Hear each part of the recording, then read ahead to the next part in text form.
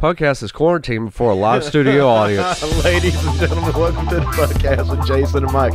I'm Jason. Mike. And we're coming to you from the quarantine zone right here in Game Swapping beautiful downtown Lincoln. I never talk about those. I just bring them out just to get a laugh out of you. Dude, that was great, man. I love that shit, man. It gets me going. We got a big red X on the PUDcast. Yeah. And the only thing we're going to say is, achoo. Oh, shit. No, just picking, man. That dude, it's rough, man. What the fuck's going on, Mike? Like I told you in the car, if you're out anywhere and you sneeze or cough, you might as well be yelling Allah Akbar. Have a fucking dynamite. You're going to get the same look. Dude, yeah, might as well walk into Walmart with a dynamite bag strapped on your back, dude. Let me tell you what is not... Allah Akbar, achoo, motherfucker. Yeah, exactly. Not the most convenient time to have allergies. No. And this is allergy season. Dude. And I have allergies. Me too. Oh, yeah. Not the best time for that. Every time I sneeze, I'm like, oh, God. Oh, God. Don't think I'm... Please don't. Don't think I'm the... Dude. It's terrible, Mike. You know, man, we've been talking even before we hit record about this stuff, man, and you know, it's one of those situations, Mike. What do you do? I mean, you're damned if you do, damned if you don't. You know, just talking about like some of these. You talking about sneezing? Well, sneezing, coughing. Well, you know, you hold that shit in. Do that shit in a bag or something, man. Put a big red X on it. Nah, dude. I mean, you know, we were talking about like some of these events being canceled, like wrestling shows, local wrestling shows are being canceled. You know, WrestleMania is still kind of up in the air. Concert tours have been canceled. I mean, man, you're damned if you do, damned if you don't. Yeah. You know, that's what we were talking about. What do you do in that situation? I mean, I don't know, Mike. You know, I was telling you, man, before we even hit record here that my train of thought is this, and this may be completely wrong, bro. I mean, I'll be the first one to put it on the table. I might be 100% stupid as fuck for this. But, man, I don't like the whole living in fear mentality, brother. Right. You know? Yeah. It's like, I even had I think you should live in caution, but not complete and total fear. That's the thing, man. But where do you draw that line? Yeah. You know, it's like, even a friend of mine, I'm supposed to go do some stuff this weekend, and we were like, God, you know, should we just not go out? Should do this and that? Right. And I'm like, I don't want to live in fear. Yeah. But like you said, though, man, you got to be cautious. Yeah.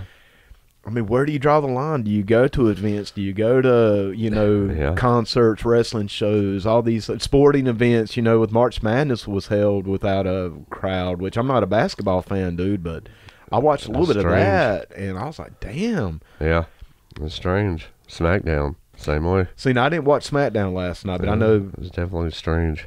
How was the vibe of the show? I mean, there's no vibe. None. Right, there you go, yeah. That's the thing, there's no vibe. Well, I know even AEW, you know, they're having limited attendance in Jacksonville. They moved it out of New York, Rochester, I believe, if I'm not mistaken. And yeah, man, it's crazy, dude. I don't know, man. Is all the hysteria warranted? Is it legitimate? Is it the internet blowing things out of proportion as the internet tends to do? Is it somewhere in between, man? I don't know. I don't know. I don't know that it is the internet, really. Because every post I see about coronavirus, I will see 100 posts of people saying, "No, this is nothing. You know, this is nothing. You know, the people media are dumb. Yeah, I've seen that too. You know, I'll see one post from the media about coronavirus, then I'll see 100 people post about how the media has blown it out of proportion. But it's like. I don't know. I think it's just social media being a causality, dude. I mean, I think, and you know, God bless a lot of these people, but a lot of these people that are media blows us. I'm not going to this person to. Oh no! You know, okay. No. You're my source, dude. Not at all. Not across the board, man. Like I said, I think it's one of those causality type things, brother. I think it's the media. You know, because the media doesn't have the best reputation here lately. You know, they haven't for a while. I mean, in my opinion, they never have. You know, social media definitely doesn't have, when it comes to things like this, man, they're great for memes. It's great for, you know, taking pictures of your food or whatever, man. It's great, you know. For as far as spreading information, truthful information, you know, it's never had a good a good reputation for that.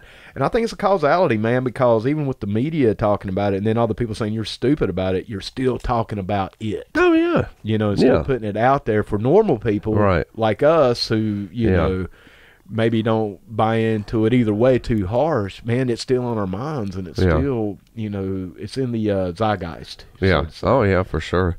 I think, you know, when I was watching it, you know, at the beginning,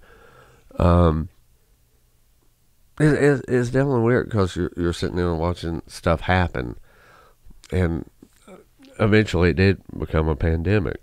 Yeah, right. But during this whole time, not one of these media outlets, you know, went out and said, hey, you need to buy as much fucking toilet paper as you possibly can. How the fuck did that happen, dude?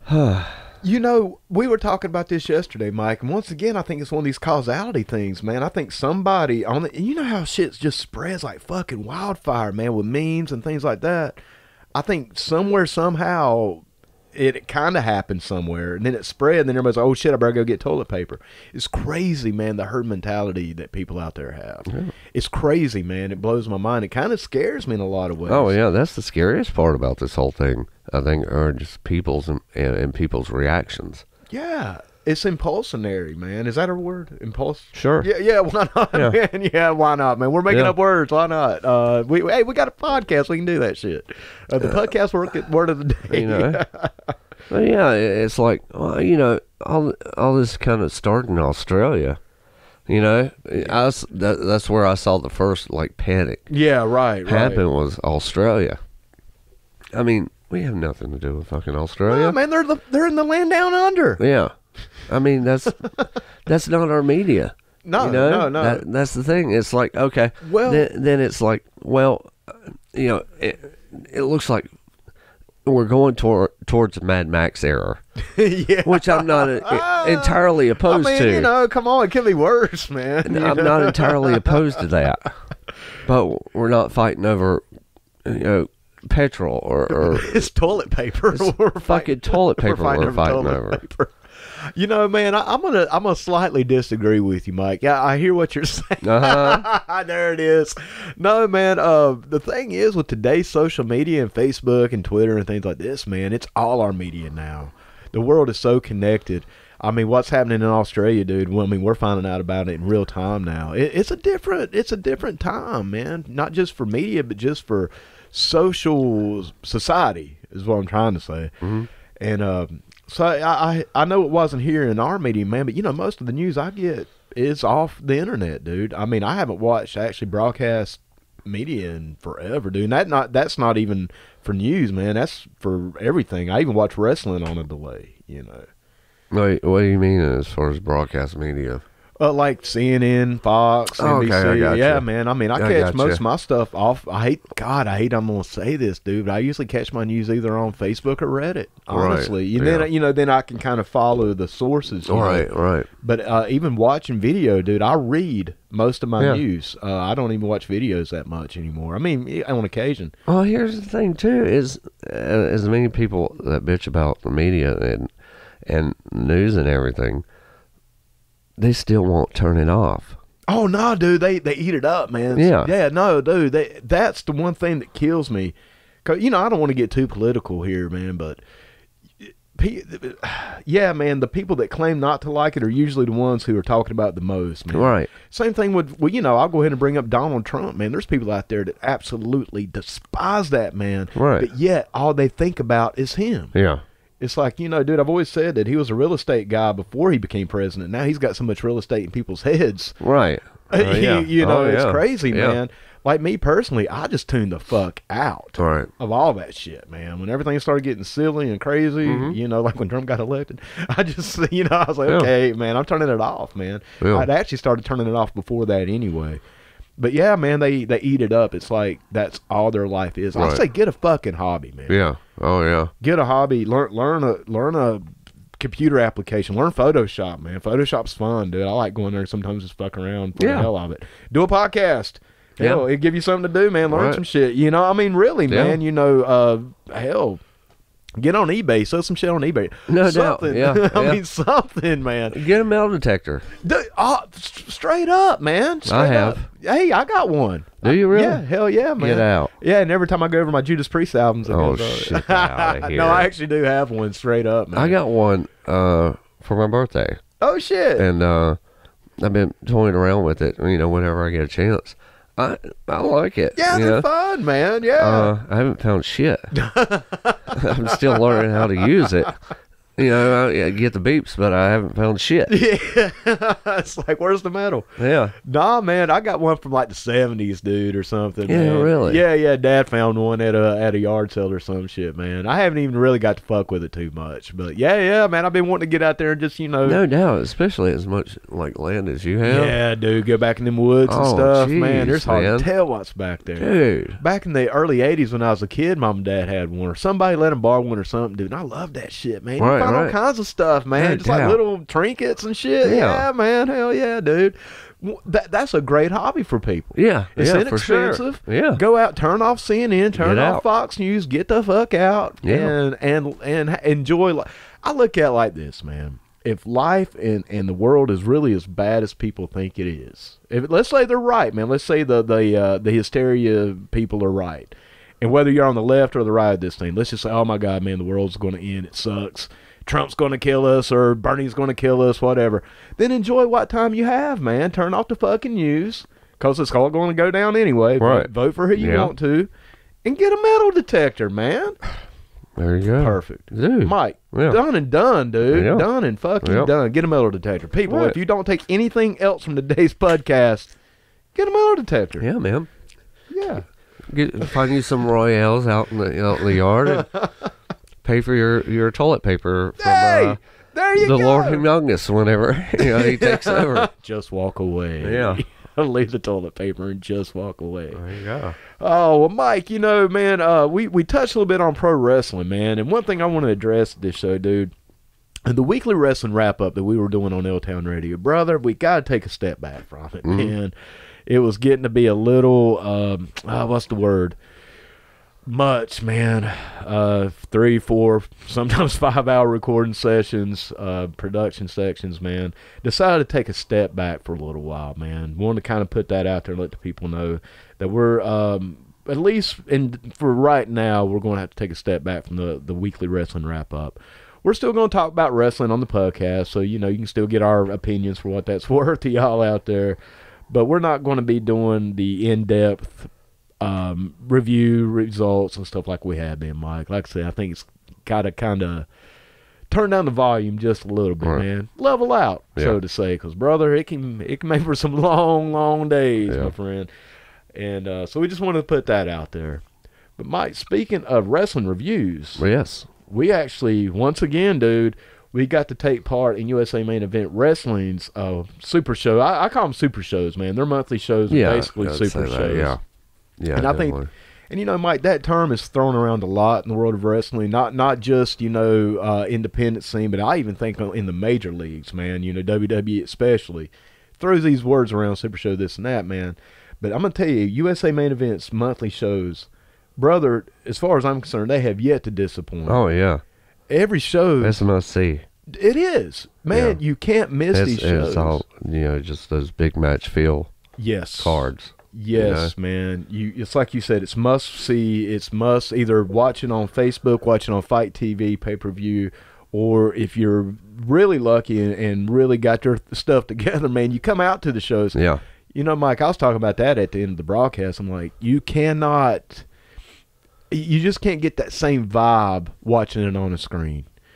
Dude, when you're in there and that crowd is hot, man, once again, dude, every month they seem to outdo themselves. I mean, after the pay-per-view, I was like, oh, man, what are they going to do next? And they bring in Lodi. And I'm like, well, God, what are you going to do next? I know, right? Then they had this tournament, man, in the Battle Royal, and I'm just like, dude. Yeah. Me and you both, Mike, were like out of breath and almost had lost our voices. I know. I think you actually lost. I think by the end of it, I was toast. Yeah, dude, and I mean, I was straight exhausted, but in the best possible way.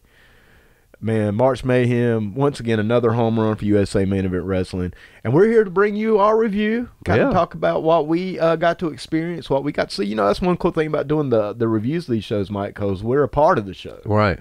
So we get to kind of, you know, give you a little of the backstage of it, you know, obviously what you guys got to see, you know, and what we think about all of it, Mike. Yeah, definitely. Well, we started out, you know, obviously with first match, Jimmy Two Times taking on Mickey Boogie Gentry. Or was it Richards, man? I wasn't sure. Gentry. It was Gentry. Okay, yeah. Okay. And with the loser of the match would have to wear a wedding dress. Right. And these two have worked before. Right. Obviously, they've both been in the business for many, many, many years. This is my first time seeing how many years? Many, many, many, many years. Many, many, many, many years. Many years. Many, many, many years. Many. You hear that, Jimmy Two Times? Many, many, many. But this is my first time seeing Mickey Gentry. Mine too. And it definitely has that Boogie name and fills it out very well. Yes. Somebody told me, somebody was in my ear early that day. It's like, check out Mickey's mouth. He has the biggest mouth in wrestling. And I'm like, okay, whatever. We'll see. You know, I heard, whatever, yeah. right? You know, it's like, oh, all right, whatever. You're just working me, whatever. My God, dude. It was. I mean, you know, obviously, you know, it's just, you know, you go by what you're told, and it's like, okay, whatever. It's a work, yeah. You getting rid. Man, live. Holy moly, dude! The brother has got. Yeah, man. Wow. I think I made a comment like he looks like somebody adjusted the contrast on the TV or something to spread that shit out. But I tell you what, yeah, dude, because you couldn't unsee it. You can't. No. At that point, it's done. It's in your brain. It's ingrained, dude. It's there. It's no getting past it. Man, I'll say this, dude. It was a lot of throwback to the Boogie Woogie Man, Jimmy Valiant. It was definitely. I would even go as far as to say it was a sort of tribute. Homage, brother. Yeah. That's a good word, sure, man. Absolutely. Yes. And I'm a little torn on that stuff, man. Because, you know, part of me is like, I get it. Yeah. And I enjoy it, especially the Boogie. Anybody knows me, anybody's listening to this podcast for any length of time or knows me personally, knows that the Jimmy Boogie Woogie Man Valiant is on my Mount Rushmore. Dude. Yeah. You know what I'm saying? I mean, that is the man who pretty much captivated me to watch wrestling to begin with. Then Dusty Rhodes obviously took that and ran with it.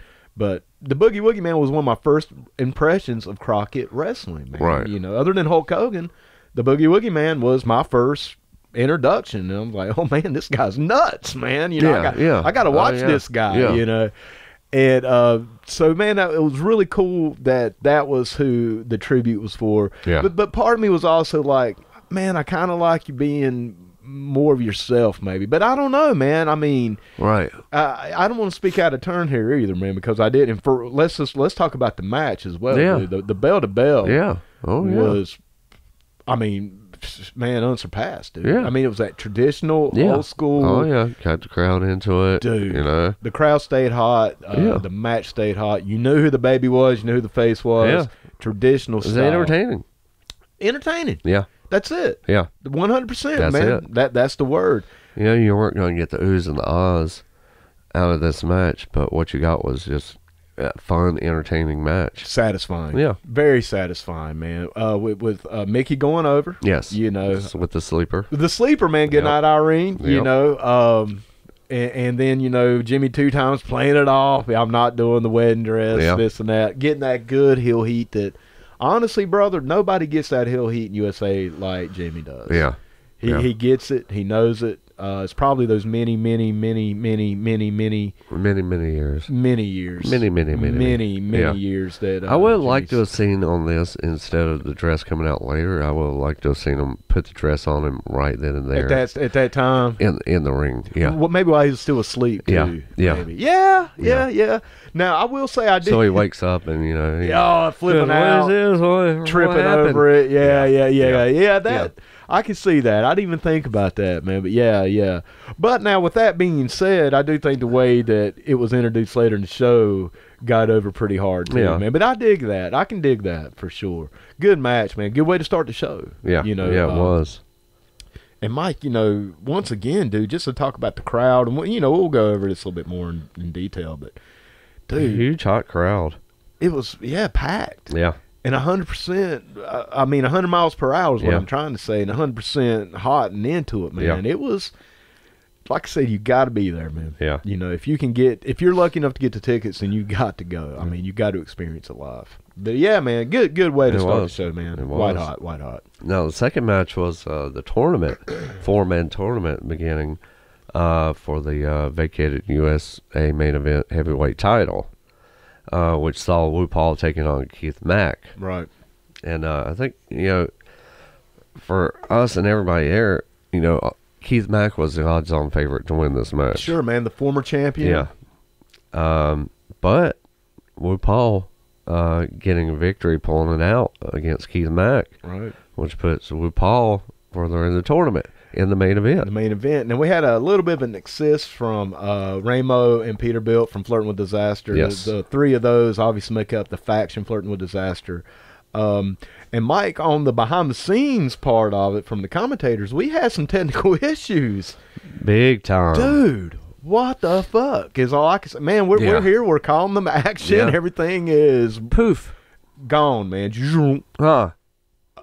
What just happened? We literally looked at each other like, is this what?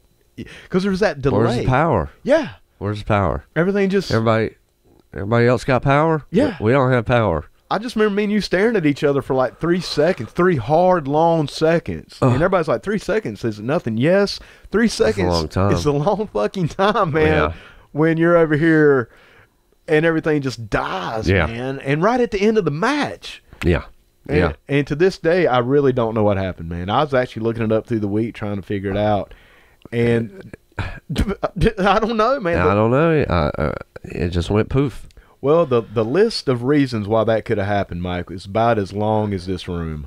When I looked it up online, it could be this, it could be this, it could be this, it could be this. And I'm like, well, fuck, man. I mean, why not just say it could be any fucking thing? Right. Because that's literally what this article just told me. It could be anything. Yeah, it could have been. Who knows, man? I mean, and we did a computer restart. Always try to restart it before. I didn't even think about that.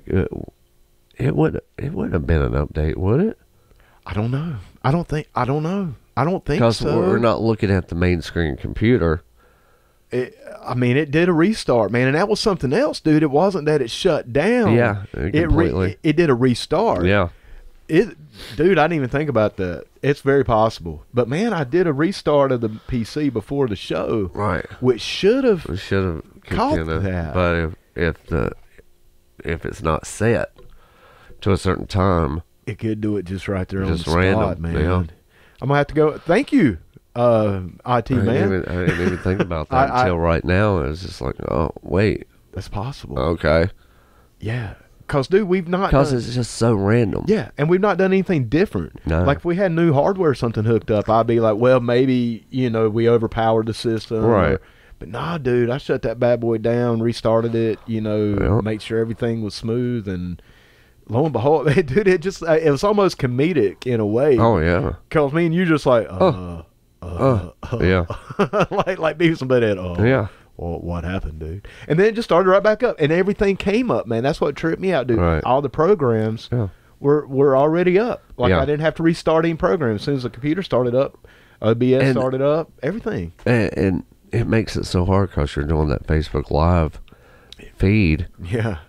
So, essentially, you've cut one part of the show out of the other. I know. Yeah. And it sucks. Yeah, because you got to watch it in 2 parts. That's why I say live TV, or, close enough to it. You just never know what's going to happen. Hey, bro, it's unpredictable. Another reason to come live. That's right. or to watch on Facebook to see what happens, man. See how many technical issues we have. I just said Flirting with Disaster cut our feet off so they could cheat. Yeah, that was a good cover, too, and, man. I like that.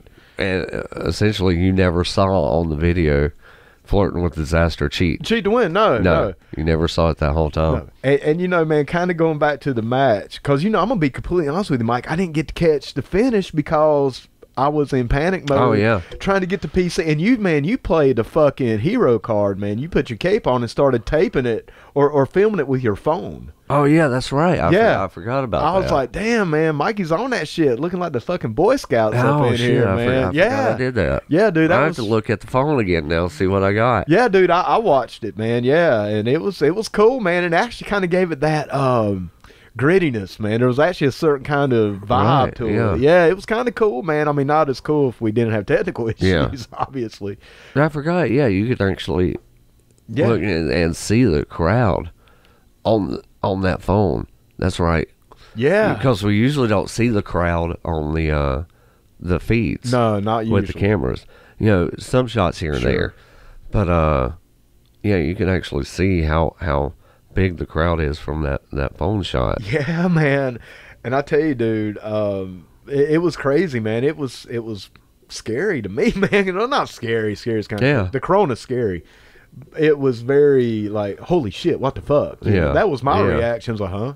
Yeah. Because I was like, we've had that happen before, haven't we? I don't know. Not the total shutdown, but we've lost feed. We have done that, man. Yeah. When before we got the hardline internet, that happened, man, with the hotspots and stuff. Yeah. But that's the first time, man, since we've got. Oh yeah. I think they've lost it on Thunder before. Right. Yeah. But I know that's for the weekly shows. Yeah, man. Cause back when Thunder was live. Yeah, right. The initial live show. Right, and now, man, and dude, I want to speak on Thunder briefly, dude. I didn't get a chance to watch it, man. Like I said, I've been a little out of sorts this week, man. Been kind of just haven't felt too good, and yeah, man, a little out of sorts. But Coronas. It might be, man. Don't say that. Don't say that. You know, man, I've been very outspoken. Believe it or not, you know, me being outspoken about anything, I know that's crazy as shit to hear to begin with, but hear me out. I've been very outspoken with television titles on internet platforms. Yeah. You know, man. Yeah. And I stay true to that, you know. Chad Scott, man, in USA Main Event Wrestling, introduced the Thunder, basically TV title. Yes. I'm going to wrap it all up. With one small letter. He fixed it. Yeah. 100% fixed it. And that was putting a lower I in front of the TV, ITV. That Interactive. made it. Done. That made fucking done, man. It. You know, Mike, I was telling you yesterday because we were talking about it. The only thing about that I didn't like is I didn't think of it. Because, man, I was trying to think of something. Yeah. I'm like, man, you know, cyber title, internet title, none of that just sounded good, you know. It's like, fuck, I wish I could come up with it. And as soon as I read that, I'm like, ding, ding, ding. Boom. There it is, man. Yeah. One letter. Yeah. Fixed it. Yeah. Not only did it fix it, man, it made it. Yeah. I was like, motherfucker, that's perfect, man. Yeah, for sure. Perfect, man. 10 out of 10, 5 stars, 2 thumbs up, goddamn. Yeah. Done, man. Yeah, I just wanted to bring that up before I forgot it, man, how innovative and awesome that is, man. Like I said, one lowercase I. Oh, I know. Built. Yeah. And totally satisfied my outspoken, grumpy old, as you know, ITV title. That's not TV. It is ITV. Yeah. You goddamn right it is. That's 100% what it is. That's right. And if you get a chance, catch out Thunder every week. Every Thursday at 8:30. Yes. Next match. It came on at 7 this week. No. Did it not? No, I don't think so. It may have. No, I'm thinking about the taping times. The tapings, man. Yeah, I'm thinking about taping times. I don't know why. Yeah, I'm thinking about taping times. If you want to catch it, come out and catch it live in person. Come out Wednesday at 8:30. There you go. If you want to see it on Facebook, premiere Thursday at 7. Yep. That's the ones. That's what we want. And I was going to say, brother, just like their page on Facebook and keep up with everything, man. You know what I'm saying? I mean, hell, know when it's going to be live, know when it's coming on, man. Just join the page and know when these monthly super shows are. Once again, That's super shows. And Keith Mack, brother, let's bring it back. Speaking of super, let's bring it back to Keith Mack. Yeah. I'm like you, Mike.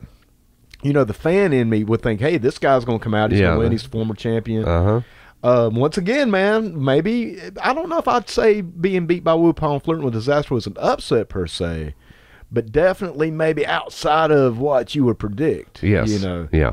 But, dude, I want to put Keith Mack over, and I put him. I mean, Woo Paul as well. Oh, dude. yeah. I mean, man, Paul's. Both of these guys are just tremendous. Tremendous, man. Yeah. One of the best matches of the night, man. Damn near match of the night. Every match was almost match of the night. You know, and I say almost because they're all match of the night, pretty much, you know.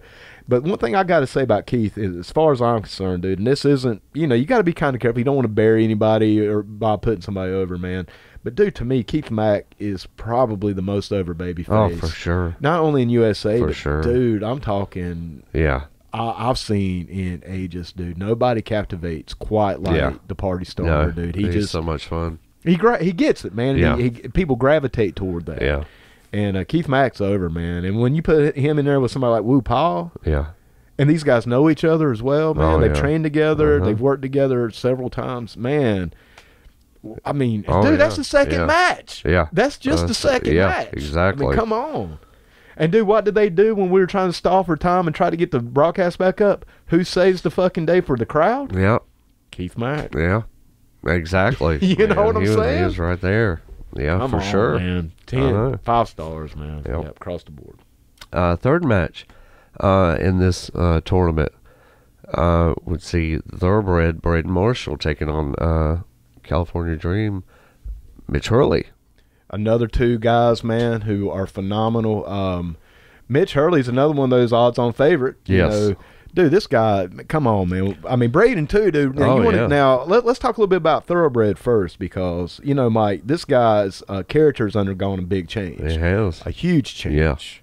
Yeah. You know, going from the good guy to being maybe one of the most over heels that they have. And, you know, Mike, we were even on the fence. Oh, man, maybe they turned him too soon. You know, I still think he has some gas left in the tank as a babyface. I still do. Yeah, yeah. But, man, seeing him as a heel. Oh, yeah. It's like, oh, man, I don't know, brother. This guy's taking it to another level with that. And you're putting him in there with Mitch Hurley. Oh, I know. Who like Keith Mack, is so over with the fans. And the guy's huge, man. Yeah. Good Lord. Super huge. Man. Yeah. I don't know what this guy's eating, but come on now. Monster. He is, brother. Yeah. You don't get like that by wishing it on the couch. No. You're in the gym, man. You're eating right. Just like Woo Paul, Peterbilt, you know, that's another one, man. I mean, all these guys, man. Oh, you know, and we'll talk about that a little bit later. But even Braden, man, you see Braden slimming up. You know, you can tell he's working out, man. I mean, they're all working out. They're all doing their thing. And it shows, Mike. Yeah. I can't put that over enough, man. When you put in that extra time outside the ring. Oh, yeah. It shows. It shows, man. And people see it. And people want to come see it. For sure. And you got somebody like Mitch Hurley. Dude, I mean, you talk about that aesthetic part of pro wrestling. Man, like I said. Just the power that he has, you know, just, gosh, you know. That match was a heavy match. It was a hard hitting. Yeah. To quote JR, slobber knocker. Yeah. It's very smash mouth. Uh-huh. But it also has some good technique in it too, man. I mean, once again, both these guys are phenomenal. You know, I just can't get over Mitch Hurley's just I don't know, man. Like I said, the dude's a beast, bro. Just like you were saying, man. He's one of those guys, when he walks into the room, all eyes go to him. Yeah, for sure. He's one of those guys. And I ain't saying anything about anybody else. I'm just saying, man, the guy's a fucking monster. Yeah. And, yeah, man. And just, you know, one of the things I would say is, like, he's got to talk more. Yeah. He's got to talk more. Yeah. I would say that, man. He could probably have some promo skills, you know, come into play. I mean, he's not bad on the mic. No, he's a good talker. He just needs to talk more and get it out there. Yeah. It's funny, man, because sometimes I've even noticed some of the bigger guys, and even in the ring who can do the most, man, sometimes they're a little bit more reserved on the microphone, man. You know, have you noticed that? Oh, yeah. Absolutely. Now, you got somebody like me who can't wrestle out of a wet paper bag. Man, if you put me in the ring, I flop around like, you know, nothing against Jack Morgan, but I flop around like a fish. I actually don't mean to do it like he does, though. Right. He means to put it over. But you give me a microphone, and I'll talk shit, you know, but I can't do shit in the ring. Yeah. But nah, dude. But Mitch Hurley goes over on Braden. With the wipeout. Which is awesome. Yeah. I mean that's a power move. Yeah, on a big guy. And this was a great match, yes, man. It was. And what I like seeing, dude, is you're seeing the incorporation of some of, you know, man, you got the loaded guys like Woo Paul, Peterbilt, Mitch Hurley, obviously. And then you got some of the Lincoln guys like Braden, Nick the Stick, it's kind of more localized. And you're starting to see an inner workings with those guys. Yeah. And you're starting to see it. Because at first, man, they seemed to kind of segregate a little bit. Right. Yeah. You know what I'm saying? Yeah. And now you're starting to see more integration with everybody. And you're really seeing how that's picking everybody's game up. That's man. it. Good shit, man. It was, definitely. The fourth match going here is the Brawl for the Gold. Yes. The gold case. Right. Which contains a contract for any match with anyone at any time during the year. Right. The winner's choosing. Right. And this saw, my gosh, Chris Phoenix, Tucker White, Corporal Chaos, North Korean Dragon, Marcel Kane, Yes. Assassin Number 9, Chase Anderson, Felix Feelgood, Lexi Steele, Nick the Stick, Sion Roberts, Justin Ride, J.D. Dillon, Jack Morgan, Keith Mack. Keith Mack coming back, yes. Yeah. And Jimmy Two Times. In the wedding dress. And the wedding dress. Mike, going back. Now, first and foremost, that was a stacked battle royal. Dude, it's like I was even saying in commentary, man, because obviously I play a little bit of a character, but most of what I say in commentary is true, man. It's really me as the fan, Jason Finger, not Jason Hillfinger, but me, And I mean, brother, you had a tournament, you had a wedding dress match, and you had this match. These are all main events, dude. Yeah. Everything on this card could have headlined by itself. Yeah, for sure. And that was everything. And brother, and also the rules is very similar to the Royal Rumble. Yes. You start out with 2 men, and let's see, it was Chris Phoenix, and who'd he start in there with, Mike? Oh, geez. Oh, no. I can't remember. Oh, wow. I didn't write it down. I was so into the match. Yeah, I know. I remember Chris starting it. Yeah. Wasn't Nick, was it? No, Nick came out a little bit later. Lexi came out a little bit. It may have been Tucker. No, Tucker came. No, was it Mantis? It may have been Mantis. I can't remember, man. Yeah. God darn it. Anyway, dude, Chris Phoenix started it. Yeah. Because he stayed in that match. For longest. Forever, man. And he's one of the smaller guys in there, too. Yeah. And, man, to me, the MVP of this match was absolutely Chris Phoenix, dude. Yeah. Staying in like he did. They had great chemistry, man. They had great psychology because, it's like him and Lexi. They would team up against Nick, because Nick was bigger. Yeah. And I want to talk about Nick the Stick, man. Yeah. Have you noticed he's slimming down? Oh, yeah. Definitely. Dude. He gonna have to quit that shit, man, because I ain't got a whole lot to work with, man, other than fat jokes. Other than fat jokes, dude, I'm done, man. I don't know what to do, man. You gonna make me work for it, Nick. Start eating again, motherfucker. Right. No, nah, man. Well, you still got Matt Burton to work with. Yeah. And man, let's speak about Matt briefly before we go. Well, not briefly, but I want to bring him up, man, before the end of this show. Absolutely. Nobody, Mike, let me say it again. Nobody hypes up a crowd like the Governor Matt Burton, dude. Holy shit, man. When he gets me, man, because I try to play off on the hill, but, I always try to play off on him to have that rivalry going on. And it's kind of like with Nick the Stick and some of these other baby faces, man. It makes it hard sometimes because the mark in me, the fan in me, wants to go like, woo, whenever, are you ready? Hell yeah, I'm ready, Matt. Yeah. I mean, no, fuck you, man. Yeah, man. Yeah. It's hard, man. That's a testament to those guys, Matt especially, talking about what we're talking about now, because, dude, he's over. Yeah. I think he even said he tried to be heel before and it just doesn't work. And I'm like, I can see it, man. Who could? Exactly. Nah, man, he fired that crowd up, man, especially for this match because it's his briefcase. And, dude, once again, man, Matt Burton is the man, dude. No, there's nobody out there better for that role than Matt Burton. No, not at all. It was made for him, man. Yep. A lot of other guys that look really good in this. Sion Roberts. Yes. Yeah, I'm high on him right now. Too. He's that tall guy that's just like, he just looks like he's just going to kick heads in. Yeah. He's got that kind of rough look to him, man. Yeah. I like that. Yeah. Cool guy, too, man. I got a chance to talk to him before the show, man. I don't want to kayfabe too much here, but cool guy, man. Marcel Kane looked really good. That was my first. He was in there quite a good bit. Yeah, my first introduction to him, man. And I've been hearing a lot of good things, and sure enough, brother, everything I've heard, it was true. All right. in the end, it would be Jimmy Two Times. Yes. Picking up the victory. In the wedding dress. In the wedding dress. And, dude, they had so much fun. You would see Keith go over and, like, peek under the dress. I mean, man, they really worked that, man. They really worked that did. well, yeah. With the, and you would have, of course, Braden Marshall out there. Yes. For Jimmy Two Times. Right. But in the end, we saw Braden Marshall turn on Jimmy Two Times out of nowhere. Surprising, man. Yes. That's one of those moments, man, that I'm glad that we don't know about. Yeah. You know, I think the less me and you know going into it, other than maybe just match line, I don't even want to know who wins. Yeah. You know? I mean, kayfabe, obviously we don't know who wins because it's legit sport. Right. Anyway, if it was predetermined, I don't even want to know who wins the matches, man, because I like having that. Yeah. Just like that, I mean, we had no idea, and I was shocked. Yeah. I was like, whoa, you know, what the hell? Right. What'd you think about it? It's definitely a weird spot right now, and you would definitely have to catch up on Thunder to see how this kind of played out. Because it puts Jimmy Two Times in a weird spot now. Right. Because Braden is still that, white hot heel. Yes.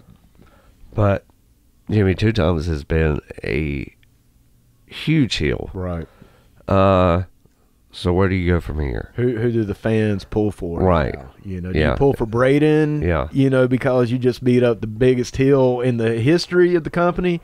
Do you pull for Jimmy because he got, screwed over by his protege and his student? Yeah. Yeah, man, it's definitely. How do you cheer for Jimmy Two Times? It's hard. It's hard, man. I don't know, dude. I mean, I don't know. Obviously, man, I don't know where the storyline with that's going. Yeah. I know that it was shocking. Yes. Which is always a good thing, man. Yeah. That's what it's got us talking. I mean, we were talking. We're like, oh, hell, man. I mean, once again, dude, I hate using the term mark. I think I use it too much because mark, as we know, Mike, is a very broad term. Yeah. It can be used to describe a lot of different levels by a lot of different things. Yeah. But I always want to hold on to that inner mark I have, or fan. It's the same thing, just being a super fan. Yeah. I always want to hold on to that.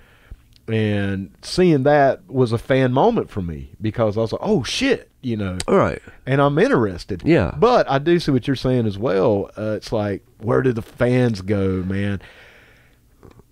Yeah. I don't know. That's a tough one. It's not your good guy versus bad guy thing here, man. It's bad guy versus bad guy. The thing is, we got to determine which one is the worst guy. Right. Yeah, exactly. I think, eventually, given time, I think fans will start to gravitate more towards Jimmy Two Times. Think so? Yeah, I think so as well, man. Because here's the thing, dude. Breaking kayfabe. Once again, this is a shoot show. I think we usually do put it on here, but we haven't said it today. This is a shoot. We talk real. We don't kayfabe. Here's the thing, man. The angles, in my opinion, that work the best are the ones that are closest to the real life. Right. Especially characters like Stone Cold, Steve Austin. Man, that was Stone Cold. That was him. And Chad Scott, who plays Jimmy Two Times, is just a super cool guy, man. Yeah. You know what I'm saying? Yeah. I mean, Braden is, well, obviously, man, everybody's cool. I'm not trying to say, well, Braden's a heel, and he's not. But, man, I think if Chad can tap into that, just him as Jimmy Two Times, but you can still stay heelish because this is 2020, man, where, the straight-up baby faces don't work as good anyway anymore. So, I mean, I'm with you, dude. I definitely think the fans will eventually because Jimmy Two Times has the experience, man. He is the flag bearer. Yeah.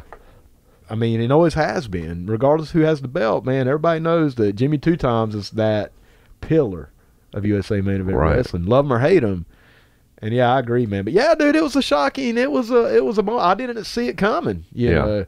But, dude, I want to kind of rewind to when Jimmy came out because I know we were talking about this earlier, other ways of maybe getting the dress on him earlier in the night.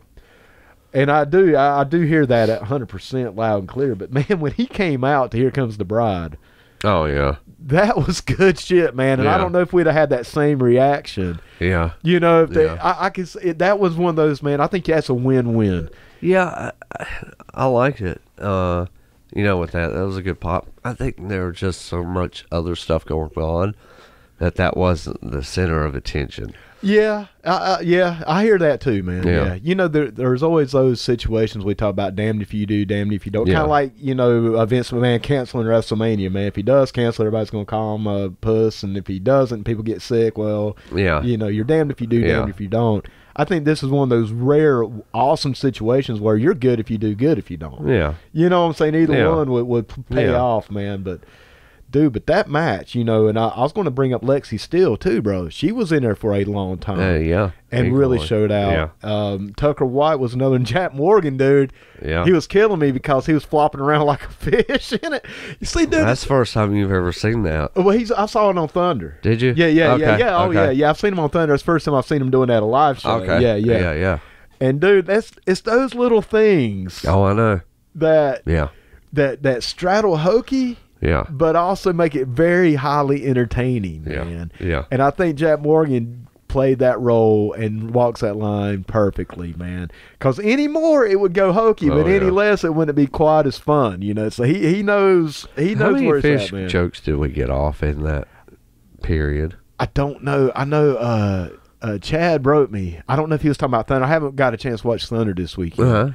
And I think I don't know if it was Thunder or if it was our show, but it was over 40 fish jokes, fish puns. Either Thunder. Out. Yeah. It was either, like I said, man, I still got to go back and watch Thunder. I haven't felt good this week, so I haven't really watched. I haven't really watched any wrestling but AEW. I did watch this. We only did one joke on Thunder. Oh, on Thunder? Yeah. Oh, okay. Well, then it must have been. I can't believe that. It was like over 40. No. Dude, we were kidding them. When I said he's baiting them in and you're like, he's a master of it. Fuck, dude. Why you do that to me, Mike? I about fucking lost it, dude. I had to literally put my hand over You give me one down the zone, son. I'm going to swing at it. You got to swing, bro. And it was a home run. I was like, he's baiting him. He's like, hey, I hear he's a master of it. I was like, oh, fuck, dude. Nah, man, I was like, he needs to scale it back. I think was one. He floundered. Yeah. He's perched on the rope. Oh, man. On top. But now here's the problem with that, Mike. There's only so many fish puns we can do. So if you enjoyed this one. Of course. I mean, if we hit up 40. I mean, my only thing is you're probably going to hear him again. I hope you enjoy him because this is going to be I mean, you can only go so much without repeating. So we're probably going to have some more. Sure. Yeah, because I even been looking them up online. I ain't going to lie to you, man. Yeah. Wow. So, stay tuned for more fish puns. Yeah. Definitely. Exactly. I'll see if I can fish some out. Now, at this point, we had an intermission. You interviewed Woo Paul. Yes. How did that go for you? Dude, let me tell you, this is the second time I've interviewed Woo Paul in intermission. Yeah. This is the second time. Dude, it's the shit like this. I mean, it's everything, man, but shit like this is icing on the cake for me, dude. Yeah. To say it's fun would be an understatement. To say that's probably got to be one of the easiest people I've ever worked with as far as interviews. Because, in MWF we would do shit, and I would try to help some promos here and there, But with him, man, dude, it's fucking flawless, man. Yeah. No, dude, I can't say enough, man. When Woo Paul comes out there, you just let him go. Yeah. And let him do him, and it's out there. It's entertaining, man. It's fun for me because I get to play off him, right? And dude, if I could sit down and have an interview with Woo Paul every show, I would. Yeah, absolutely, dude. And speaking of Woo Paul, did you catch him on Keeping It Hill? Sure did, dude.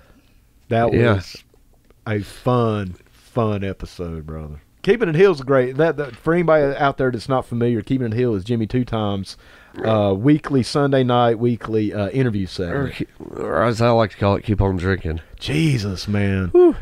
That's why I can't go on, man. Yeah, I know. He said something to me about coming on. I was like, bro, I can't do it, man. I'm a teetotaler when it comes to alcohol. I know. So it's like, but it looks fun, man. And those guys were having a blast.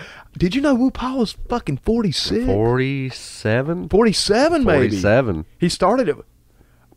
straight up, man, this is a straight shoot, man. I'm shooting 100% right now. I thought he was in his mid to late 30s. I thought he was in his 30s, mid 30s. I thought I was. He does not look 47. No.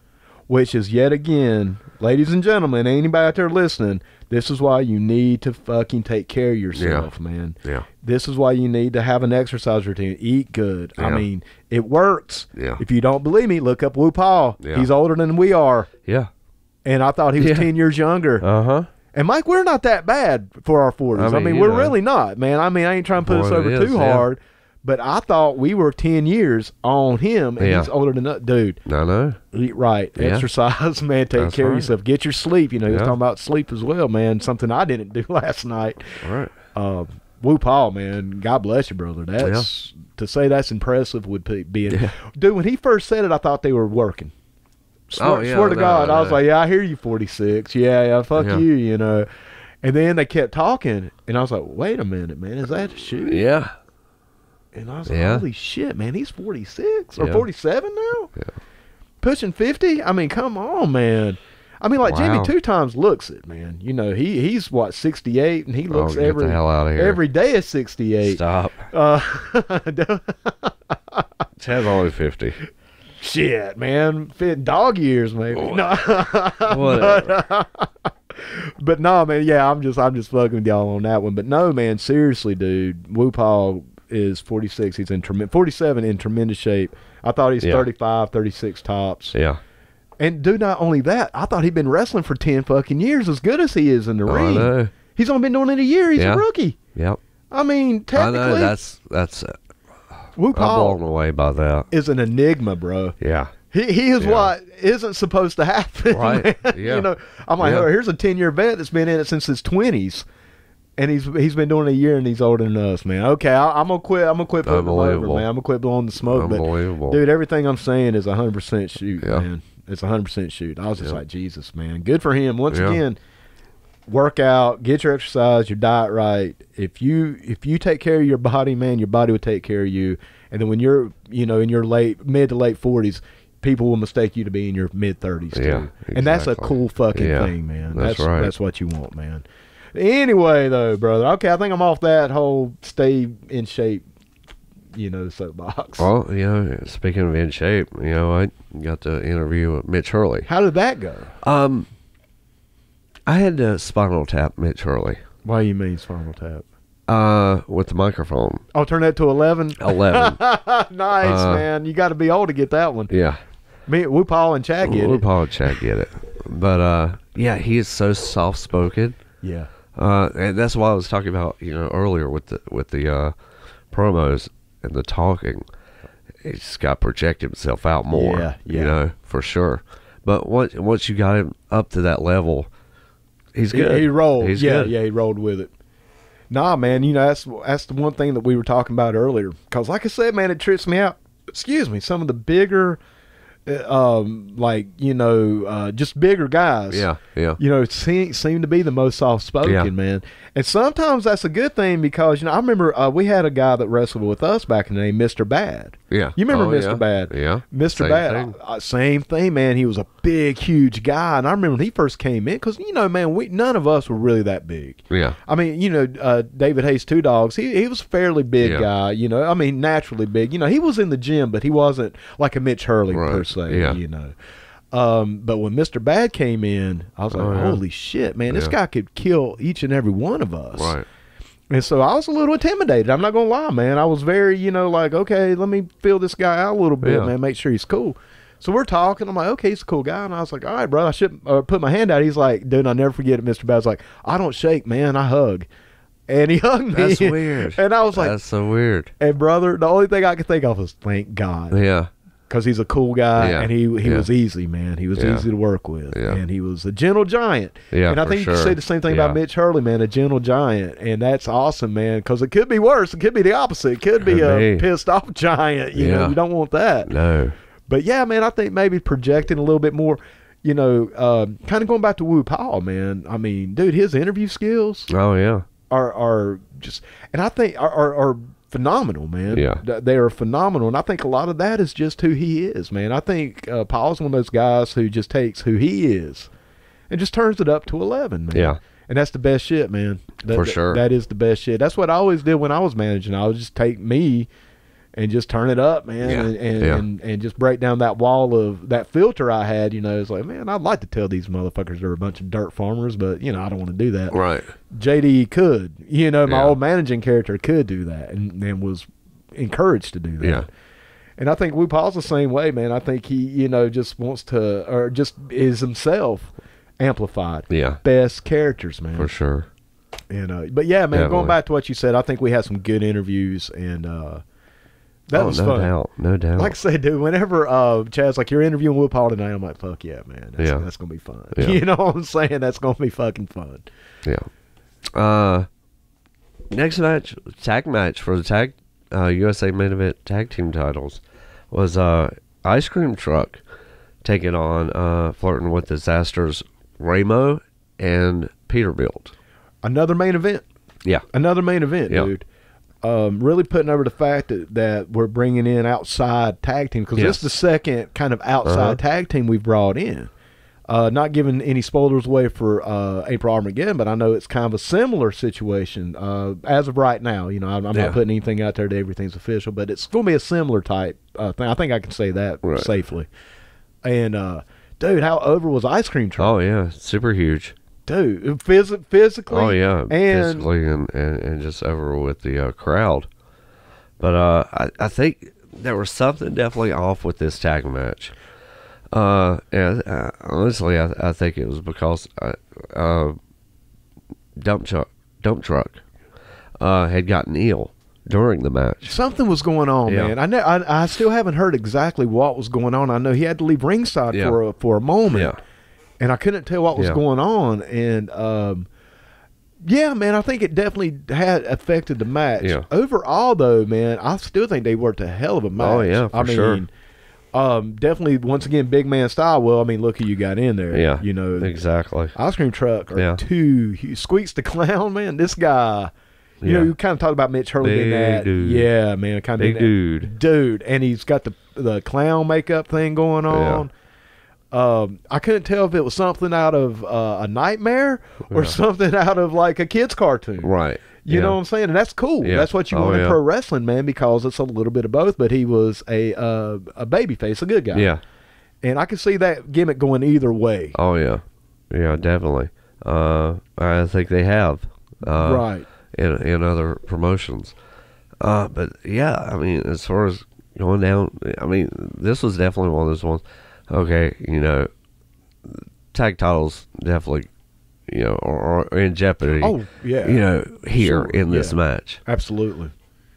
But in the end, it was, again, Ramo and Peterbilt squeaking out the squeaking out the. Do you mean there to you do go. that? You meant to do that. Yeah. Victory against Ice Cream Truck. And dude, as far as I'm concerned, man, this was a great match, a fun match, great match. I agree, man. There was something going on. Yeah. But overall, man, they worked that big man style. Yeah. Ramo, dude, I can't put it. Ramo, he is like the. I consider him the Bret Hart of USA Main Event Wrestling, man. As far as just being able to get you down, tie you up, keep you down. Yeah. Peterbilt, come on, man. Once again, larger than life persona. Yeah. Dude, the guy's built like $1 million. Yeah. Peter built like $1 million, and he works it. Yeah. Dude, just I'm not throwing anybody out there or names or anything, but even back in the day when we were doing wrestling, there was some guys who were pretty big. I wouldn't say Peterbilt size, right? But big guys, man, big, you know, gym guys, you know, good builds on them, you know, put in a lot of hard work, but they wouldn't work it with the crowd, right? I would pull them to the side. I'm like, work that shit, man. Yeah. Not everybody looks like you. Exactly. You're in the minority here, man. Yeah. You are definitely, you know, certain people, like, you're definitely one of the best built people here. Right. Work it. Yeah. They just wouldn't work it. Yeah. Peterbilt fucking works it, man. And it pisses the guys off. Oh yeah. It pisses because they're like, "Fuck this guy." Yeah. You know, I mean, we're regular guys. We're regular wrestling fans. Yeah. If we were in the crowd, I would be like, "Fuck you, Peterbilt." Yeah. And all the girls, man, let's be honest, they're digging that shit. Oh yeah. Man. And you could tell. You could tell a lot. There was a lot of pictures being taken. Yes. Let's just put it like that, man. And that's cool. That's what you want, man. But when you cocky on top of that, because even the girls will be like, well, fuck you, you know, but deep down, and even the guys are like, damn, I wish I looked like that. Yeah. It's that, it's that beautiful combination of just pissing the guys off because they're envious, being cocky, not cocky, convinced. Yeah. Confident, man. Overconfident. Yeah. And like I said, it's that whole, I'm not cocky, I'm convinced, motherfucker. Yeah. You can't strike pose 622 or what, you know, man. And it's just like, perfect, man. He knows how to work. And he can work. Yes, he can. And that's that's the magic combination, man. Because if he got in there and didn't work, then, you know, people wouldn't give a shit, or they would, you know, it would kill everything. That's right. But when he gets there and can fucking put on a good match. Yeah. Come on, man. Yeah. Come on. Yeah. And with Ramo, dude, I'm telling you, the three of those guys, Wupal, Ramo, and Peterbilt, they complement each other. They can all work. They all work. There's different styles, and they got that heel shit down, man. Definitely. And then you got guys like Ice Cream Truck, like you just said, Mike, where you thought, man, these guys are going to take those belts because they can. Yeah. Good match, man. And I love Ice Cream Truck's gimmick, man. I love, because, you know, man, like I said, he's out here to Squeaks, you know, he's this huge guy with the clown makeup on, like pony or mohawk type hairstyle. Looks crazier than shit. Yeah. But he's out here taking pictures with babies and stuff. I know. All right. You know? And I mean, once again, great gimmick, man. Great match. Jeopardy. You don't know who's going to win, who's going to pull it out. Keeping that whole, we're going out and we're bringing people in, just like they did Amish or Viva La Amish. Yeah. Oh, yeah. Dude, I get excited, Mike. Can you tell? Yeah. Yeah, but I do. Like I said, I'm a tag guy, and this just thrills me. Oh, dude. Know? And I love the Freebird rules thing, man. I do. I like that. Well, when it was the Freebirds. You know, I always liked that little unconventional, you know, element to it. Yeah, good stuff, man. Main event quality match. Right. That could have been your main event, just like that Battle Royal could have been your main event, just like this tournament could have been your main event. You know what? Here's the thing, too. I was thinking about tag matches. Because Jimmy 2 times called me out on this on Thunder. Okay. He's like, oh, I think you've made that Australian tag team rules up. No, that's real. That's a real thing. Yeah, that's real, man. Yeah. I remember because the Sheep Herders would do it. Back in WCW, they would have Australian rules matches. No, a tag team match traditionally is Australian rules. That's always been. I thought that it was. Oh, I'm thinking of Texas Tornado matches. I'm thinking you're thinking about when they're all in there together. All in there together. Yeah. Australian rules. Yeah. Seems like I have heard that. That's always been a thing with traditional tag matches. It's always been under that Australian tag rules. You know where that came from? I said the Sheep Herders, but I'm assuming it's they're from New Zealand. Oh yeah, same thing. No, come on, stop. Same shit. Come on. It's like a suburb of Fabulous Kangaroos. Okay, yeah, I've heard of them. Yeah, they pretty much invented tag team wrestling. Right. So it was Australian rules, dude. I've heard that though. Yeah. I remember hearing that back in the day. It seems like I heard it with the Sheep Herders. They would talk about it a lot. Not so much with Sheep Herders, because Sheep Herders were just nuts. And they were from New Zealand. Yeah. And because they wouldn't even go by rules. No, they would just do whatever. Go in there and bite people. Yeah. Isn't it a trip how they went from that to the Bushwhackers? I always thought that was kind of Of course, they had a lot of age on them by then. Yeah, that's true. But, really good for them for being able to switch it up like they did. Yeah. You know?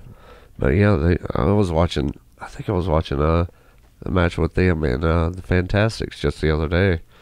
It's bloody. Oh yeah, man. Bloody match. They were one of the first hardcore you know, teams, groups. Yeah. You know, I put them up there like Abdullah and stuff like that. Oh, man, yeah. Just being kind of nasty. Some of the first to really do that kind of, you know, bloody, just blood and guts type, you know. Yeah. Speaking of blood and guts, man, what do you think about the War Games coming back in AEW? Just a quick detour real quick. See, everybody's like, oh, it's just essentially War Games. Well, it is. Like NXT's War Games. You stupids. But it is the same. It's 2 rings encased in steel. Every 2 minutes somebody comes in. But see, that's the thing. They're thinking that, oh, you're just copying NXT. Oh, they don't know that they're actually copying War Games from the Crockett era. Fucking, you know, Cody's dad who invented it. You know, and here's the difference between NXT's War Games, right? You know, and AEW's Blood and Guts. I don't know why. You know why they call it that? Because of Vince? Because Vince saying that in that one meeting, he said that the fans won't like AEW's Blood and Guts. See, originally when they had talked about it, it was supposed to be called The Match Beyond. Yeah, right, which was the original name. It was War Games. The Match Beyond, right. Because The Match Beyond started once everybody was in. Right. Surrender or submission. Right. Now with NXT's War Games, it's pinfall or submission. Oh, man, see, I didn't even know that, dude. Yeah, I mean, all the last War Games, both of them had pinfalls. See, that's not the women's and the men's pinfalls. That's not War Games, man. No, it's not. But anyway, I'm glad to see that Cody's bringing it back. Yeah, and I'm actually pulling for his neck tattoo to win that match. Oh my god, dude, it's still there, man. It's still there. Yep, big time. It's yeah, man. It looks good on a shirt. Oh, it looks great on a shirt, man. I think it would have been a good chest tattoo or arm tattoo. It's like Jim Cornette said, man. He's got a chest tattoo on his neck and a neck tattoo on his chest. Jeez. There's nothing wrong with laser removal surgery, man. There's nobody's going to judge you, Cody. Just get it lasered off, man. No. Just go ahead, man. It's cool. Yeah, it's cool. Nobody cares. Here we go. Main event for the vacated USA main event heavyweight title. Wu Paul. Yes, sir. Taking on Mitch Hurley. Yes, sir. What a match. Brother, once again, it just got better and better and better as the night progressed, man. And, Mike, look, I want to say something, dude. I know I may come across as a little biased and a little overexcited because we work for these guys. We're associated with these guys. Man, I'm telling you right now, these are some of the best independent shows I've been to, maybe in my whole – and I've been to a lot of independent shows, man. Yeah. And all these super shows we have monthlies, dude, they get better and better and better, dude. I would tell you the exact same thing if I was in that crowd. Yeah. Man. I just want to put that out there. If something doesn't register me, doesn't get over, I'll tell you, man. I will. Oh, yeah. But this match, bro. Yeah. What better way to end the night, man? I'll tell you what, this was a tremendous match, but what got me was the level of the crowd. Dude. And it was hurtful at times. As far as the noise. Oh, yeah. The volume level of the crowd. Is how excited they were. It's one thing when it's live and you hear it, but when you have headphones on and mics and you hear it and it's coming through your mic, plus outside, right, and it's coming through your headphones, it could get painful. Yeah, seriously. To where I know at one point they were so loud, I could not hear me or you commentating. And we had our headphone amp turned all the way up. Yes. Man. We have a little separate amplifier for our headphones for said reason. Yeah. And, man, we had that thing up to 11, going back to the Spinal Tap, reference. I couldn't hear, man. I know. I couldn't hear you. I couldn't hear me. Man, when that happened with Lodi, Lodi was an international superstar, television star. Yeah. Everybody knew Lodi, man. Anybody who is a wrestling fan for the last 10, 15, 20 years, whatever, knows who this man is. Right. He stayed relevant. He stayed out there. So, man, that was loud. Yeah. Very, very loud. I mean, it was deafening. Yeah. And it was to be expected. And this match, man, was the same level with guys that are here on the independent scene, man. And that was... It was comparable, man. It was the same, if not louder. Yeah. I mean, I don't know, dude. It's more recent to me, so it feels like it was louder than with Lodi. And I was like, man, because when that happened with Lodi, I'm like, well, dude, that's, it probably won't get that hot again, I mean, just saying, man, because of his stature. Yeah. But damn, man, if this USA main event crowd didn't prove me wrong. And not only, dude, was it loud, it stayed loud. Yeah. That's what killed me. I'm like, damn, dude, this crowd is literally on fire, man. Literally on fire. Yeah. They're as hot as fire. Yeah. And they're jamming here. Yeah. Man. Oh, no doubt. And this was just, like I said, from bell to bell, it was a tremendous match. With Mitch Hurley going over on Wu Paul, getting the victory via the what I want to call the Hurley lock. Yeah. Like a Cobra Clutch. You're right. Put him to sleep. Yeah. I was surprised with that finish. Me too. I was. Yeah, and that was another one of those, I'm glad I didn't know exactly how he was going over, because we get to sell it. Because, hey, man, we're fans. And oh, shit, Yeah. And, dude, what really I think was the absolute icing on the cake of this match. Once you, like you just said, Mike, this ain't from bell to bell. I mean, you got two guys in there who are just going at it, man, leaving it all in the ring. But, man, the very end, when everybody comes out, and when Mitch is, I don't know if he's married or what, his family. Yes. When his family comes in there, and everybody, all the crowd, all the baby faces come out, that's a moment. Yeah. Oh, yeah. That was one of the special moments that you're like, wow, man, this is really cool. Yeah. The only moment, to me so far, man, there's been some moments in USA Main Event Wrestling. Obviously, when Lodi beat Peterbilt was a moment. When Keith Mack won the belt that night, that was a moment when everybody got in the ring and celebrated. That was cool, man. In fact, that was when I was like, oh, okay. Yeah. I really traced that moment to when I knew for sure. Yeah. Without a shadow of a doubt, USA Main Event had something going here, man. Something special really was going on. Was when Keith Mack had that celebration. And then we see it. Every show we see a similar moment. Once again, man, when Lodi beat Peterbilt, that was, I mean, dude, that was a story that played out in front of us physically in the ring. This was a story. We got to see, man, a vacated title and Mitch Hurley coming up through this tournament to win with his family and his friends and everybody coming out there to celebrate. Yeah. With the belt, I mean, come on, man. Yeah. I'm getting goosebumps just talking about it, man. I know. You don't see that a lot. Yeah. In wrestling, man. I'm not just talking, once again, I'm not just talking independent scene. I'm talking television, man. I'm talking AEW, WWE. You don't see those kind of moments. Oh, I know.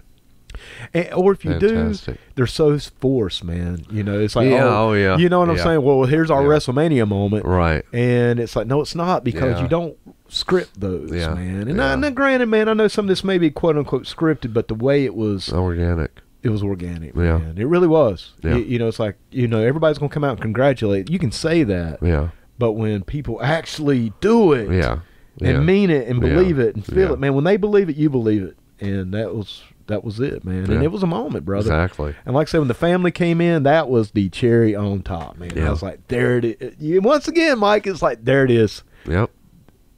Something's going on. Fantastic. Here, man. Good stuff, man. I'm just happy to be a part of it, bro. I know. Just so happy to be a part of that. So good.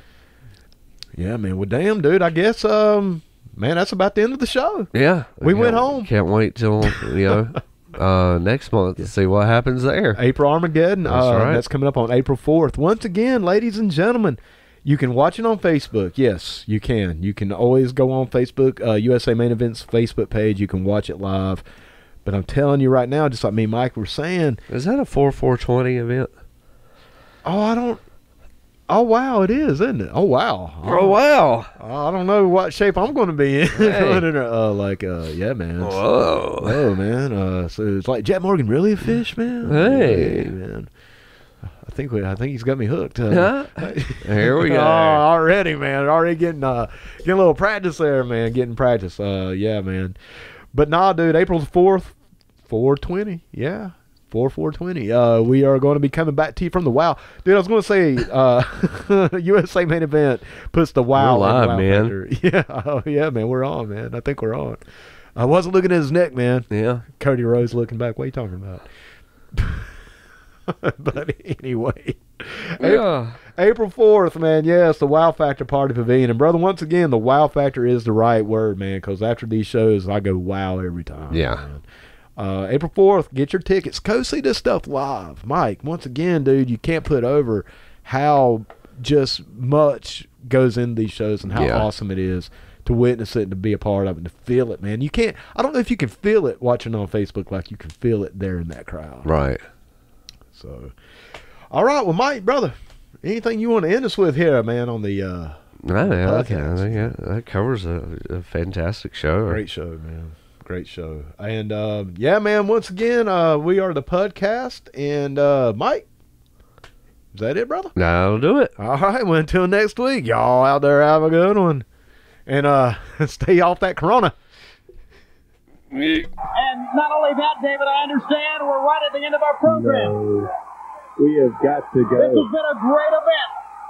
There's some people out there that hate us for this.